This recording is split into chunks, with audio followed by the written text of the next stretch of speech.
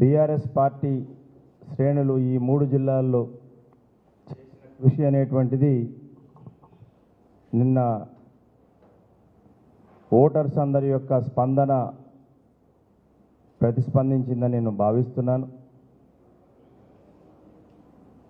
గ్రాడ్యుయేట్లందరూ కూడా BRS party అభ్యర్థి వైపు మొగ్గు చూపటం జరిగింది. ఎక్కడికి వెళ్ళినా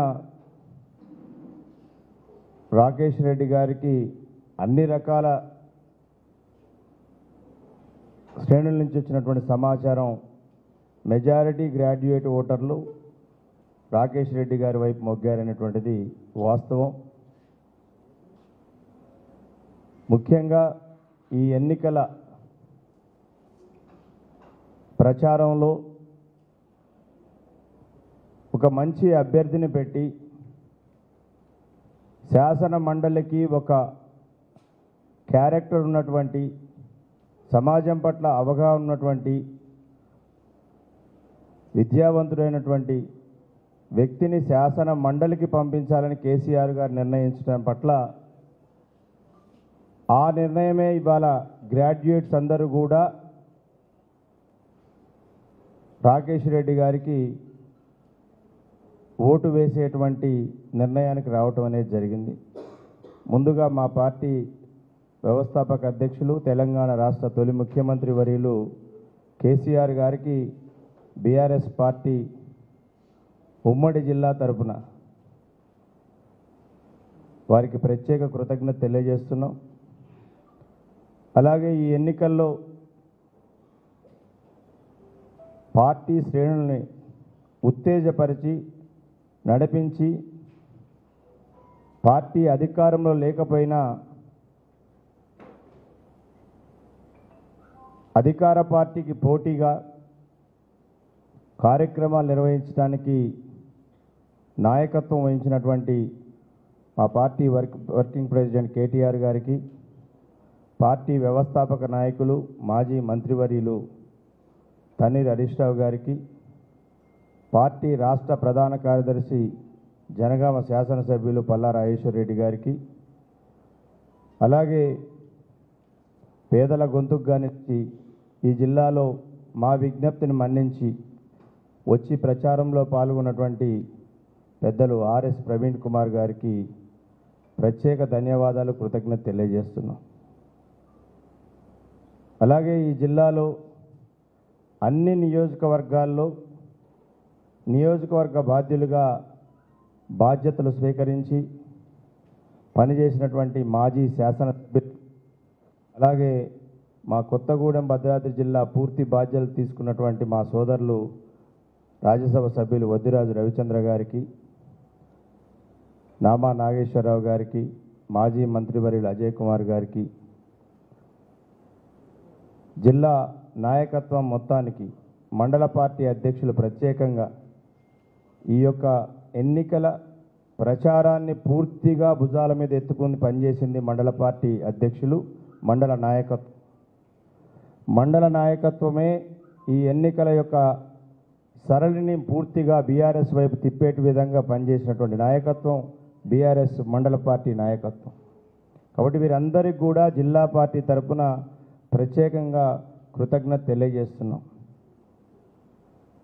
జిల్లాలో ఉన్నటువంటి అన్ని మండలాల్లో కూడా మండల నాయకత్వాలు ఎవరికి వారే బాధ్యత తీసుకొని,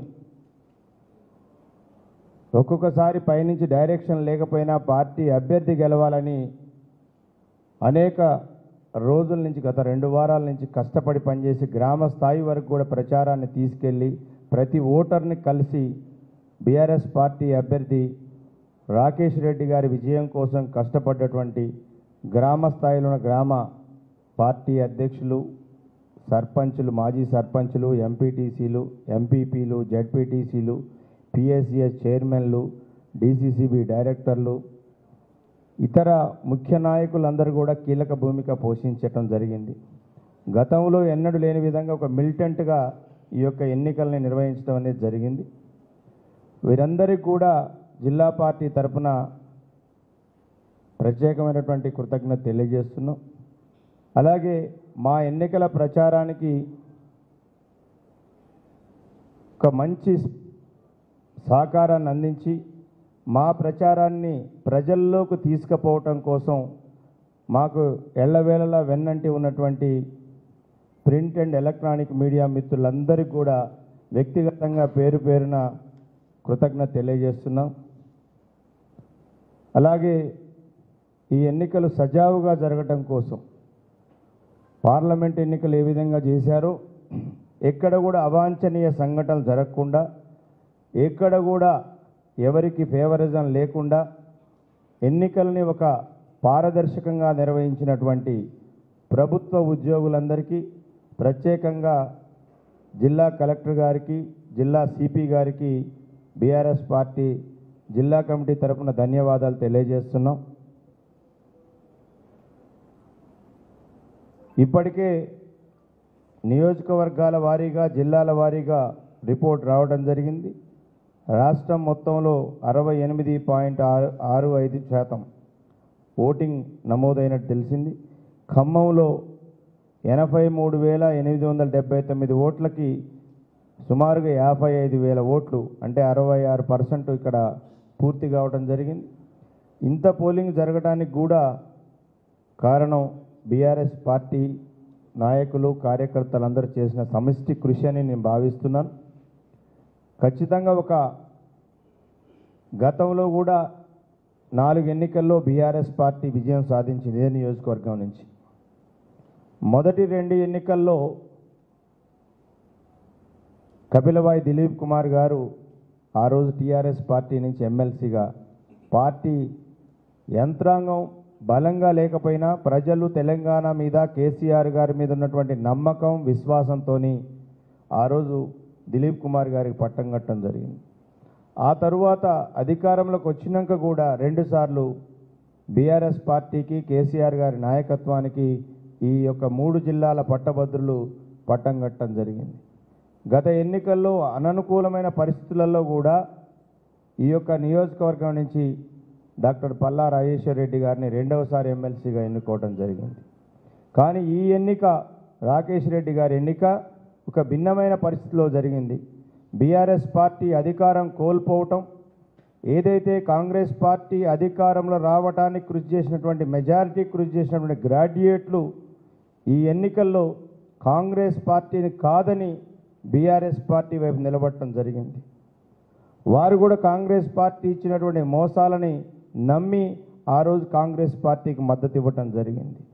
కానీ అతి త్వరలోనే 6 నెలల కాలంలోనే కాంగ్రెస్ పార్టీ చెప్పినటువంటివన్నీ కూడా మోసపు మాటలు, మాకు నిరుద్యోగులకు చేసింది ఏమీ లేదు, ఉద్యోగులకు చేసింది ఏమీ లేదు, ప్రత్యేకంగా గ్రాడ్యుయేట్లకు చేసింది ఏమీ లేదని ఒక నిర్ణయానికి వచ్చి ఈ ఎన్నికల్లో బీఆర్ఎస్ పార్టీ అభ్యర్థి రాకేష్ రెడ్డి గారికి మద్దతు ప్రకటించడం పట్ల గ్రాడ్యుయేట్లందరికీ కూడా శిరస్సు వంచి నమస్కారాలు తెలియజేస్తున్నాను. అదే సందర్భంలో కాంగ్రెస్ పార్టీ నిలబెట్టినటువంటి అభ్యర్థి పట్ల ఒక రకమైనటువంటి ఈ 3 జిల్లాల్లో వ్యతిరేక భావన అనేది కలిగింది. ఆ వ్యక్తి ఒక మోసకారి, ఒక చీటర్ అనేటువంటిది ప్రజల్లోకి బలంగా వెళ్ళటం జరిగింది. కాంగ్రెస్ పార్టీకి మరి ఎందుకు ఆ అభ్యర్థి నిలబెట్టారనేది వారికే తెలవాలి. కానీ ప్రజలు, గ్రాడ్యుయేట్లు చీత్కరించుకోవడం జరిగింది. ఎన్నిక ఇప్పటి వరకు కూడా ఏ సెక్షన్ నుంచి అయినా, అది ఇంటెలిజెన్స్ డిపార్ట్మెంట్ అయినా, ఎంప్లాయీస్ అయినా, పాత్రికేయ మిత్రులైనా, ఇతర సోర్సుల్లోనైనా ఎక్కడైనా ఒకే మాట వినపడుతుంది, రాకేష్ రెడ్డి గారు గెలవబోతున్నారనే మాట వినపడుతుంది, వేరే మాట వినపట్లేదు. ఖచ్చితంగా మేము కూడా అదే విశ్వాసం, నమ్మకంతో ఉన్నాం. రాకేష్ రెడ్డి గారు మొదటి ప్రాధాన్యత ఓటుతోనే ఈ యొక్క పట్టభద్రుల నియోజకవర్గాన్ని గెలవబోతున్న నమ్మకంతో, విశ్వాసంతో ఉన్నాం. ఏదేమైనా పట్టభద్రులందరూ కూడా మరొకసారి బీఆర్ఎస్ పార్టీని ఆదరించి, బీఆర్ఎస్ పార్టీ అభ్యర్థి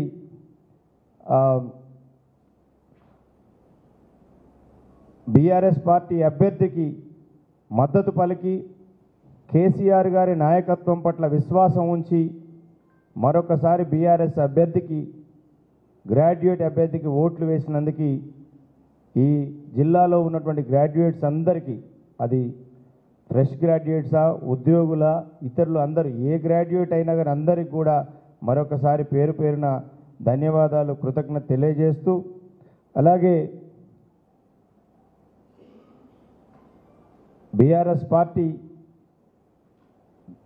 అధ్యక్షులు తెలంగాణ రాష్ట్రం అవతరించి ఈ యొక్క దశాబ్ది ఉత్సవాలని ఘనంగా నిర్వహించాలని పార్టీ నిర్ణయించడం జరిగింది. దీనిలో కూడా రకరకాల వాదనలు వినపడుతున్నాయి. అధికారంలోకి వచ్చినటువంటి కాంగ్రెస్ పార్టీ కేసీఆర్ ఆనవాళ్లు లేకుండా చేయాలని ఒక దుర్బుద్ధితోని ఒక వికృతమైనటువంటి క్రీడకి తెరలేపింది. ఈ యొక్క తెలంగాణ రాష్ట్రం పట్ల బాధ్యత లేనటువంటి ముఖ్యమంత్రి, ఎందుకంటే తెలంగాణ ఉద్యమంలో ఆయన పాత్ర లేదు. తెలంగాణ ఉద్యమకారుల మీద తుపాకీ ఎక్కుపెట్టినటువంటి రైఫిల్ రెడ్డి ఆయన ఈరోజు తెలంగాణ చిహ్నాన్ని అలాగే తెలంగాణ లోగోని మార్పు చేయాలనేది. తెలంగాణ చిహ్నము, తెలంగాణ తల్లి విగ్రహం మారిస్తే తెలంగాణ బ్రతుకులు మారవు. తెలంగాణలో ఉన్నటువంటి చిహ్నంలో ఉన్నటువంటి గోల్కొండను తీసేయాలని మాట్లాడుతున్నాడు. అలాగే మన కాకతీయుల వారసత్వంగా ఉన్నటువంటి కాకతీయ ద్వారాన్ని తీసేయాలనేటువంటి చర్చ జరుపుతున్నారు. ఇంతకంటే సిగ్గుచేటైన విషయం ఇంకోటి ఉండదు. ఎందుకు అనంటే ఈ తెలంగాణకి అభివృద్ధిలో భాగమైనటువంటి కాకతీయ రాజుల వారసత్వం, కాకతీయులు ఏం చేశారంటే ఇది ఒక పెద్ద చర్చ. తెలంగాణ సమాజం కాకతీయ సామ్రాజ్యాన్ని విడగొట్టి మనం చూడలేం. ఇవాళ అనేక మంది నాయకులు చెప్తున్నారు, అనేక మంది ఎక్స్పర్ట్ చెప్తున్నారు, తెలంగాణలో గొలుసుకట్టు చెరువులకి రూపకల్పన చేసింది కాకతీయులు. అట్లాగే గోల్కొండ నవాబులు ఈ తెలంగాణ రాష్ట్రాన్ని అనేక రకాలుగా అభివృద్ధి చేశారు. ఒకళ్ళిద్దరు రాజులు ఏమన్నా తప్పులు చేస్తే చేయి ఉండొచ్చు, కానీ ఓవరాల్గా గోల్కొండ నవాబులు చేసిన కృషిని మనం కూడా తప్పు పట్టొద్దు. ఇవాళ హైకోర్టు భవనం ఎక్కడి నుంచి నడుస్తుంది, ఉస్మానియా యూనివర్సిటీ ఎవరు కట్టారు, ఉస్మానియా హాస్పిటల్ ఎవరు కట్టారు, ఇలా చెప్పుకుంటూ పోతే అనేకమైనటువంటివి ఇవాళ గోల్కొండ నవాబులు చేసినటువంటిది ఉంది. భారతదేశంలో ఏ రాజులు చేయని విధంగా అభివృద్ధి చేశారు. ఇవాళ చార్మినార్ అంటే గుర్తుకొచ్చేది హైదరాబాద్ నుంచి వచ్చిన విజిట్ చేసే వాళ్ళు చార్మినార్ని చూస్తారు. కానీ చార్మినార్ కూడా దాంట్లో ఉండొద్దు, మన కాకతీయ కళాతోరణం ఉండొద్దు. ఏ మీటింగ్ పెట్టినా కాకతీయ కళాతోరణం పెట్టుకు, ఎందుకంటే ఇది సింబల్. ఖమ్మం అంటే స్తంభాద్రి, నరసింహస్వామి గుట్ట కిలా లేకుండా ఖమ్మం లేదు. ఖమ్మం చరిత్రలో ఈ రెండులు తీసేసి ఖమ్మం చరిత్ర ఎప్పుడు చెప్పరు, కానీ ఈ రెండు కూడా తీసేసి చరిత్ర రాస్తాం అనేటువంటి మూర్ఖులు ఈ రాష్ట్రానికి పరిపాలకులుగా ఉంటాం అనేటువంటి సిగ్గుచేటైన విషయం. కాబట్టి తెలంగాణ బిడ్డలందరూ ఆలోచించాలి. కేసీఆర్ ఆనవాళ్ళు లేకుండా చేస్తామని చెప్తున్నాడు. నువ్వు కాదు, నీ అయ్యొచ్చినా కేసీఆర్ ఆనవాళ్ళని చెరిపేసేటువంటి దమ్ము ఎవడికి లేదు. చరిత్ర క్షమించదు. తెలంగాణ రాష్ట్రం ఉన్నంతకాలం కేసీఆర్ ఉంటాడు.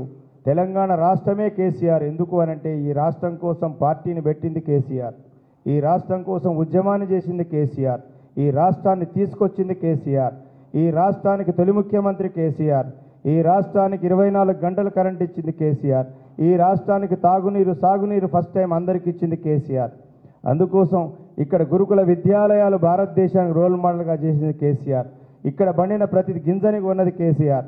అందుకోసం ప్రతి పల్లెలో ప్రతి గుండెలో కేసీఆర్ ఉంటాడు. నువ్వేదో ఒక లోగోని తీసేసినంత మాత్రానో తెలంగాణ తల్లి విగ్రహాన్ని తీసేసినంత మాత్రాన కేసీఆర్ తీసేసినట్టు కాదు. ఇప్పటికే అనేక వికృత చేష్టలు చేస్తున్నారు. ఎమ్మెల్యే క్యాంప్ ఆఫీసులో ఉన్నటువంటి ఆ యొక్క ప్రారంభోత్సవ శిలాఫలకాలు బీకేస్తున్నారు.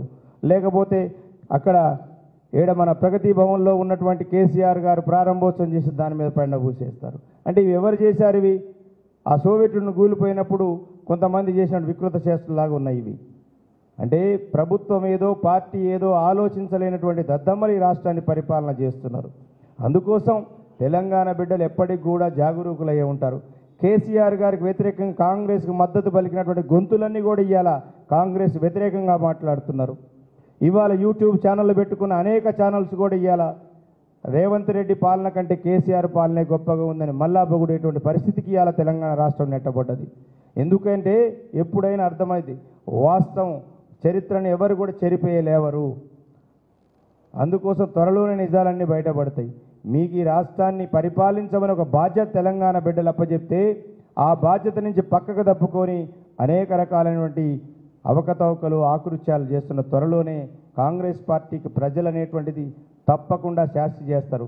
అందుకోసం తెలంగాణ తీసుకొచ్చిన పార్టీగా, తెలంగాణ కోసం కొట్లాడిన పార్టీగా, తెలంగాణని 10 సంవత్సరాల పాటు భారతదేశంలో నెంబర్ 1 రాష్ట్రంగా నిలిపిన పార్టీగా రేపు జూన్ 2వ తారీఖు నుంచి 3, 4 తారీఖుల వరకు 1, 2, 3 ఈ 3 తేదీల్లో తెలంగాణ దశాబ్ది ముగింపు ఉత్సవాలు జరపాలని బీఆర్ఎస్ పార్టీ నిర్ణయించడం జరిగింది. దానిలో భాగంగా 1వ తారీఖు హైదరాబాద్లో అమరవీరుల తెలంగాణ అమరవీరుల స్థూపం నుంచి ట్యాంక్ బండ్ అమరజ్యోతి వరకు మేము ఆ యొక్క క్యాండిల్ లైట్స్ ప్రొసెషన్ చేయాలని, అలాగే నెక్స్ట్ డే 2వ తారీఖున తెలంగాణ భవన్లో పెద్ద ఎత్తున తెలంగాణ ఉద్యమకారులతోని మీటింగ్ పెట్టాలనేది, అలాగే 3వ తారీఖు అన్ని జిల్లా పార్టీ కార్యాలయాల్లో జాతీయ జెండాతో పాటు బీఆర్ఎస్ జెండా ఎగురవేయాలని పార్టీ పిలిపించింది. ఈ కార్యక్రమంలో జిల్లాలో ఉన్నటువంటి పార్టీ నాయకులు, కార్యకర్తలందరూ కూడా పాల్గొనాలని మీడియా ద్వారా విజ్ఞప్తి చేస్తూ సెలవు